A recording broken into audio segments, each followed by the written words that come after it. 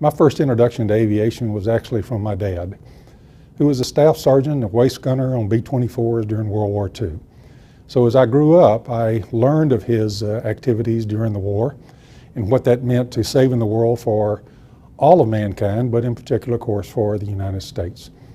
As I entered college, the thought was that I was going to serve my country in some fashion. 1 year or 2, 5, 10, just didn't know, but I knew I needed to pay back for being a citizen of this rich country that we all belong to.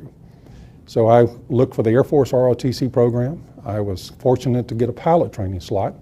Went to pilot training at Columbus Air Force Base, Mississippi, and then ultimately stayed in the service for 37 years flying fighters for my entire career. What really made me love flying, though, was the thought of the ability to get off the ground, to see the world from a different perspective. But I remember the first day that I flew upside down in an airplane at Columbus. And I came down and asked my instructor pilot, what airplanes in the Air Force do this? Do the transports do this? Do the fighters do this? And he said, only fighters. And at that moment, I was hooked to be a fighter pilot for the rest of my life. Flying upside down, pulling G's, and of course, I've had the benefit of flying a lot of GE engines.